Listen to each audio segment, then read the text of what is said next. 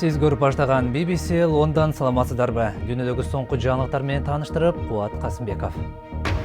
Эболадан айыккандардын канына негизделген вакцина алдыңкы жумаларда чыгарыла баштайт дейт Дүйнөлүк саламаттыкты сактоо уюму. Сирия менен күрд күчтөрү Кобанинин колдон чыгарбай турат, бирок АКШ абадан таштаган куралдын бир бөлүгү Ислам мамлекети тобунун аймагына түшкөнү кабарланууда. Ишеним менен моданын кагылышы. Индияда адал косметикалардын жаңы толкуну ири мусулман рыногун каптады. Дүйнөлүк саламаттык сактоо уюмунун чукул комитети Эболаны токтотуу үчүн чек ара каттамдарына кошумча чектөө киргизүү маселесин талкуулап жатат. Уюм илдеттен айыккандардын канынын плазмасына негизделген вакцина иштелип жатканын билдирди. Либерияда оорудан аман калгандардын плазмасын чогултуу үчүн атайын лабораторияларда уюштурулуп жаткан кез.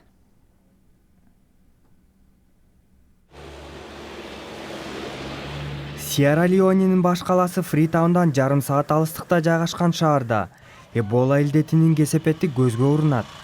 Эми Вотерлоо шаарынын бир нече аймагына бийлик карантин киргизүүдө. Илдет алгач өлкөнүн чыгыш тарабына тараган. Эми Эбола батыш райондорунда жайылууда. Азырынча карантинге алынган үйлөрдү көзөмөлдөгөн кызмат жок.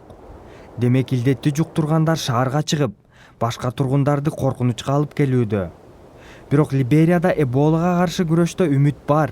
Джеймс Харрис Эболаны жуктуруп, чек арасыз доктурлар уюмунун Эбола борборуна жеткирилген. Ал аман калып, эми жардам сунуштоодо. Джеймс мен ооруканадан чыккандан кийин кайра барып, бейтаптарга психологиялык жардам сунуштап жатам дейт. Андан тышкары америкалык журналист жана испаниялык медайым да Эболадан айыгууда. Испаниялык медайым 15 күн мурун Эболага кабылгандан кийин илдеттен ооруп айыккан адамдын канынан алынган плазма аркылуу дарыланууда. Дүйнөлүк саламаттыкты сактоо уюму Эбола вирусун жуктуруп кайра айыккан бейтаптардын канынан алынган зат аркылуу дары даярдалып, бир нече жумадан кийин Батыш Африкага таратылышы мүмкүн деп жарыялады. Бирок дарынын таасири канчалык болору азырынча белгисиз. Кандай болсо да, окумуштуулар бул аракеттер илдетке каршы вакцинаны ойлоп табууга жол ачат деп ишенишет. Бир нече жумага созулган айыгышкан кармаштан кийин Сирия менен Түркиянын чегиндеги Кобани шаары дале күрд күчтөрүнүн колунда турат. Түндө өздөрүн Ислам мамлекети деп атаган топ видео жарыялап, анда күрд жоокерлерине багытталган АКШ куралдары колго түшүрүлгөнүн көрсөткөн. Америка 27 таңылчактын бирөө адашып ыргытылганын мойнуна алып, видеону иликтеп жатканын билдирди. Өздөрүн Ислам мамлекети деп атаган топтун белеги. Же бул жөн гана пропагандабы? Бул видеодо топтун өкүлдөрү АКШ күчтөрүнүн Кобанидеги күрд куралчандарга учактан таштаган курал жарактары алардын колуна түшүп калганын айтып жатышат. Пентагон болсо бул видеонун чын төгүнүн текшерүүгө киришти. Америка асмандан курал жарак таштоо операциясы жалпы жонунан ийгиликтүү болгон деп эсептейт. Жөн гана мисал катарында эле алсак, бул курал жарактар Ислам мамлекети тобунун колуна түшүп калды дейлик. Андай болсо 28 таңгактын бирөө гана жаңылыш жерге түшкөн болот. Баары бир, бул абдан ийгиликтүү операция деп эсептелет. Пентагон Кобаниге абадан соккулар, ошону менен бирге курал жарак таштоо аракеттери кырдаалдык ыйла өзгөрткөнүн айтууда. Анткени менен Сириядагы күрд шаары дагы деле курчоодо жана оор абалда экенин моюнга алат. Чек аранын Түркия тарабында 3 күрд согушкеринин сөөгүн жерге беришти. Түркиядагы күрдтөр түрк өкмөтү Кобанини коргоо үчүн жетиштүү чара көргөн жок деп нааразы.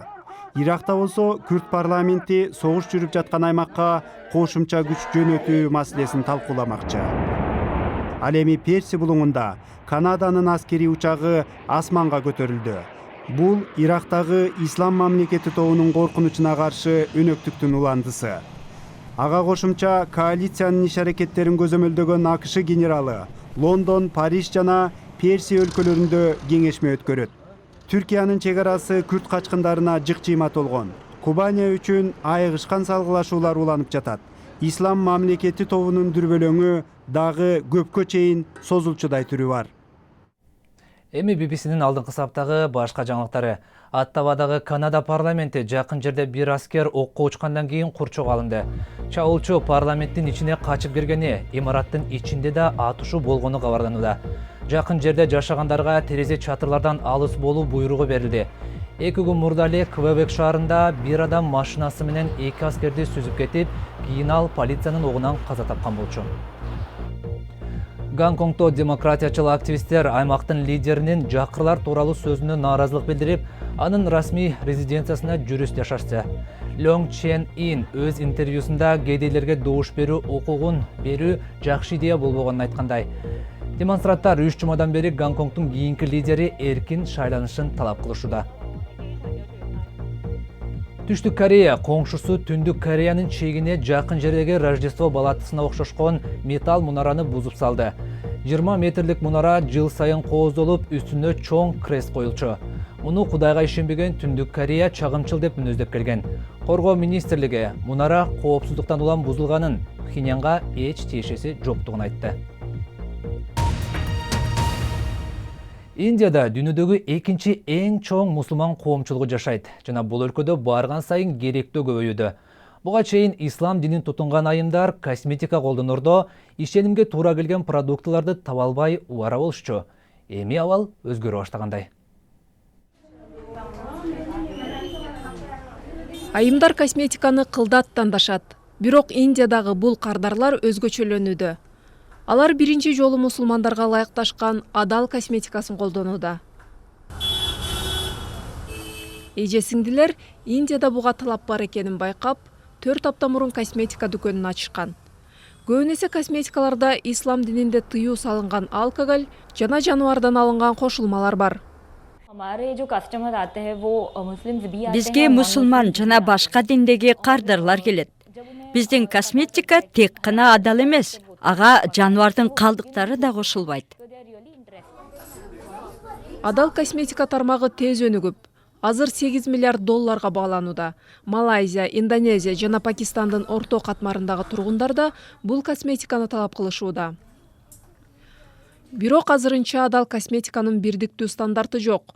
Демек бул косметика Индияда адал катары бааланса, башка өлкөлөрдүн талаптары өзгөрүшү мүмкүн. Адал стандарты тууралуу талкуу күч алып жатканда, Индиянын ишкерлери мусулман тургундарынын талаптарын камсыз кылууда. Эми спорт жаңылыктары. Бүгүн Чемпиондор лигасында 2 маанилүү матч болот. Ливерпуль өз таласында Реал Мадридти кабыл алып, сезондо ийгилик жаратууну көздөөдө. Мадридтин жылдыз футболчусу Гарет Бейл бүгүн ойнобойт.